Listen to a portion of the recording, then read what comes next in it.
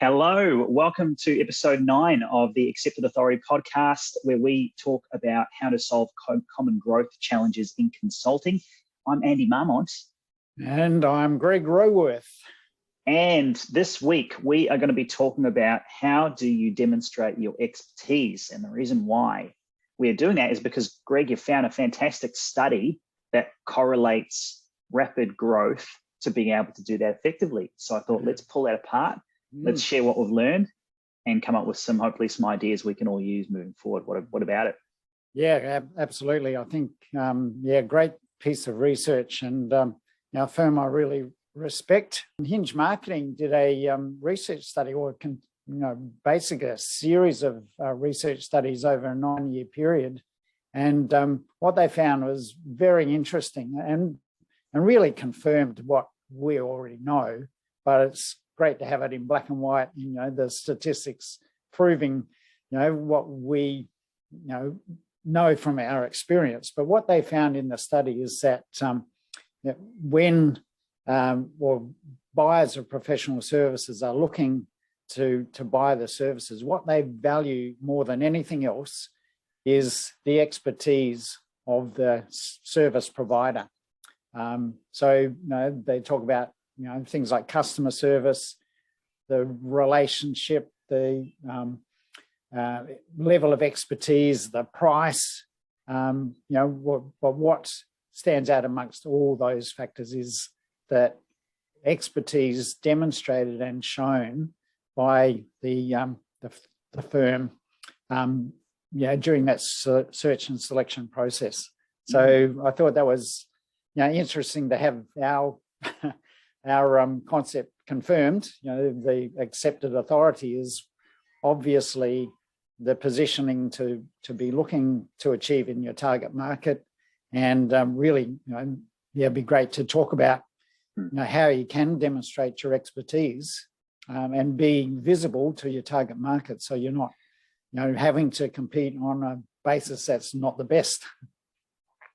Yeah, it's fascinating, and it seems to come up all the time when I'm talking to consulting firms, and and almost all of them will talk about that low and slow sales process, which we talked about in episode 3. But the idea is that there's always going to be a length of time before someone comes to a decision.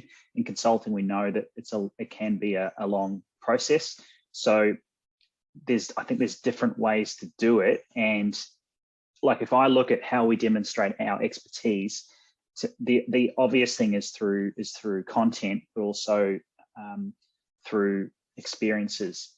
So, for example, this is content, but it can also be an experience, this podcast, because someone might listen to it and then sort of have a conversation with someone else, or it could be like a webinar or a live stream or whatever you decide to do in your firm.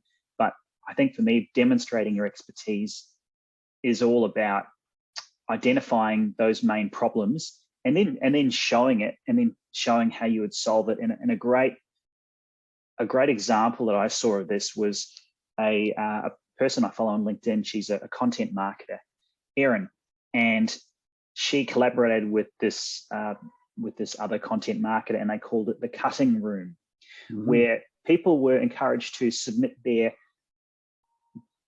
pieces of marketing material, and they would basically review it live. And I thought, what a great way to demonstrate your expertise in that particular space.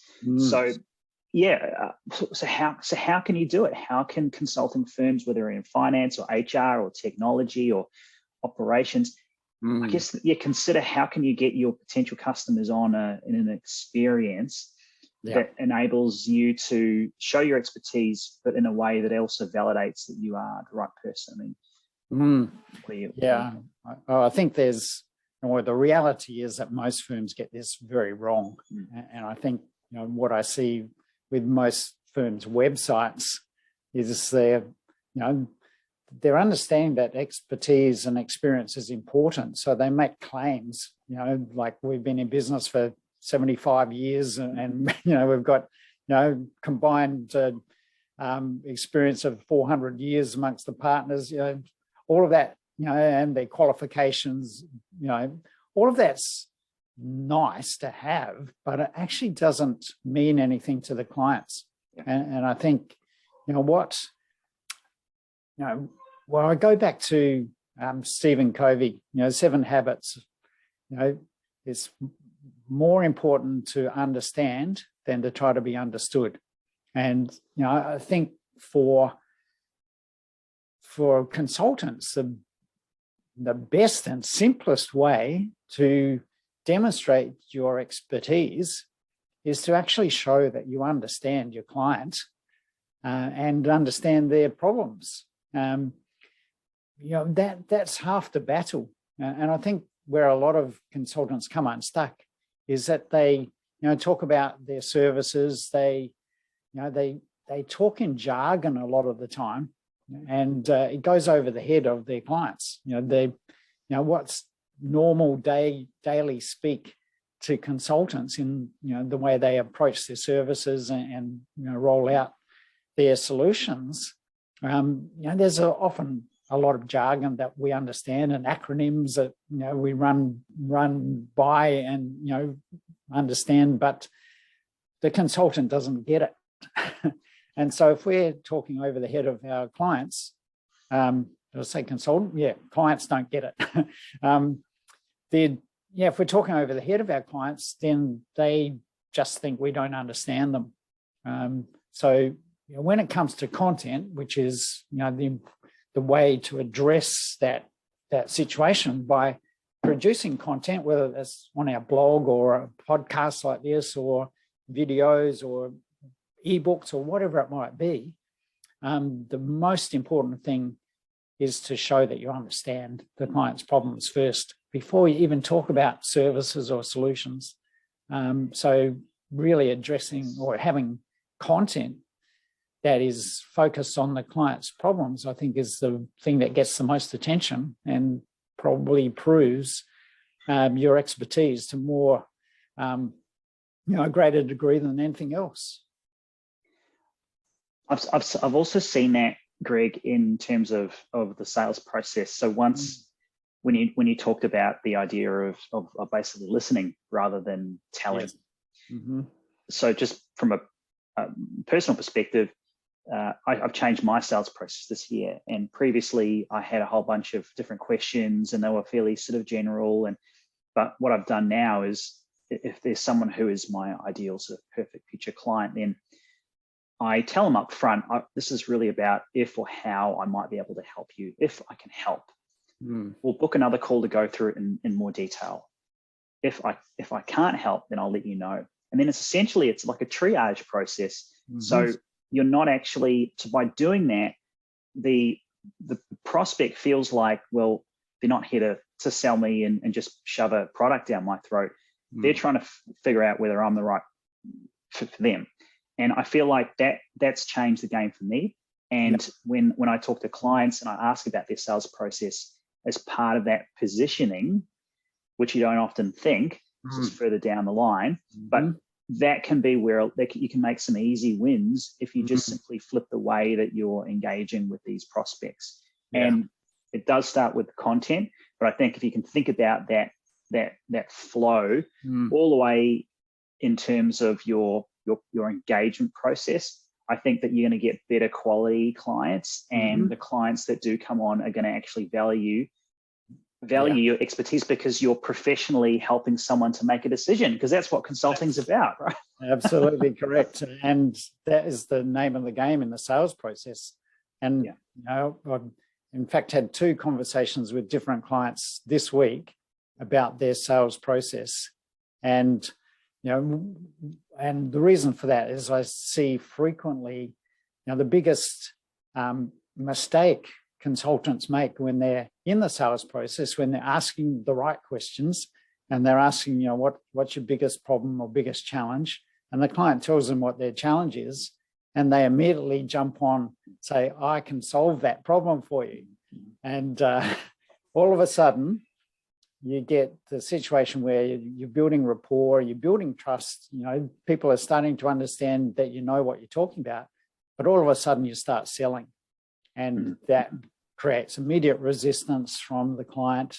And, they they start to ask you questions that you don't really want to be asked, because you've actually changed the dynamics of the process. Yes. And the questions that consultants don't want to be asked really are things like, where have you done this before?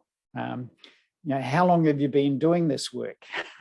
Can you tell me about the results you've achieved for other companies or other clients? Can I speak with a couple of the clients that you've done this work for? Those sort of questions are like, oh no, we can probably answer those, but they actually take the power away from us in the negotiation or in that sales process. We're no longer in control of the process, because we've started to sell, and we've created resistance in the mind of the buyer, and so they want proof. They want the proof of our expertise. They want to know, can we deliver the goods? So, but because of the fault in our process where we switched to sales mode, we've actually switched them into buyer mode, and they're asking us to prove those things in the wrong way. And really, it's our content that bridges that gap with all of those questions, which are legitimate questions that the client needs answered. But with our content, if we demonstrate our expertise with our content, our education process before we get into that sales call, and then follow the right structure of diagnosis, triage in our sales call, we circumvent the need for the clients to ask those questions. And because they already have answered them, because our content will answer them if we've constructed our content in the right way as well. Yes, and I think so. There's a couple of things there. One is the how to be a consultant from an education point of view. I think that's something that really comes to mind.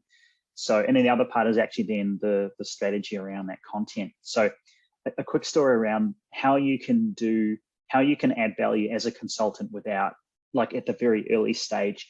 And again, an example, one of a great friend of mine, George. He's a marketing consultant, and I sort of met him through some contacts, and he built some rapport, didn't ask really for anything. It was just got to know me a little bit, and I remember I was having a specific challenge around a process, and he said, "Oh, look, I've got something that might be interested, like it might help you solve it," and it solved it exactly. And it was not much effort on his part, but it was a tool. And based off that conversation, the esteem that I put him in terms of expertise just shot right up there, and it got me to sort of thinking, well, the more the more you can do that by actually almost starting off with that value piece, that value tool, or that experience that gets people, that moves them from somewhere to somewhere else. That's almost like the first step. Yes, we can. As you know, we're all a fan here on the Accepted Authority podcast of getting that consistency in terms of your content engine around your articles and your posts and your ebooks and your videos and those sorts of things. And then I think there's a space and time to be able to then offer a tool to solve a specific problem. And so I think, again, it's all about, we go back to the idea of who's your perfect client, but then what's the number one challenge that they're having, and then how can you design something, a tool, an experience that will help solve them, and then watch how the dynamic changes, because they feel like, wow, they've really thought of me. But it's not much effort on your behalf because you've already done the work to get to that point. That's right. Yeah.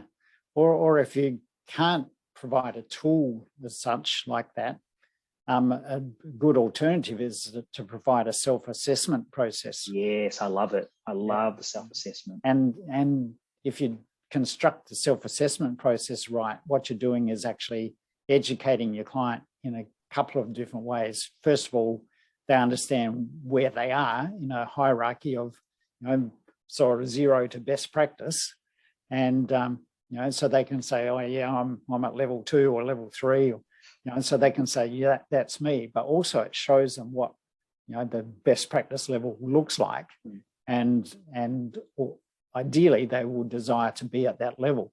So they can use that tool or that self-assessment and for the consultant, it's a great way to introduce your own expertise, because you wouldn't be showing them that tool if you weren't looking to help them get to best practice level.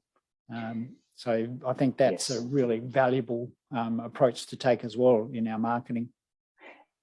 And I think if we just pause there for a second, Greg, because you've touched on something really powerful. What we're trying to do there is we're trying to exacerbate the gap, aren't we? We're trying to highlight the real need in someone's mind, and it can be simple as you mentioned. Where do you want to be? Future state. Where are you now? Reality. And then if you kind of are able to figure out, get them to your prospect to sort of talk about those two things, then you highlight that gap. And I think I love the idea of the self-assessment, which can be really simple. And a great example that I come across is the team over at Dent.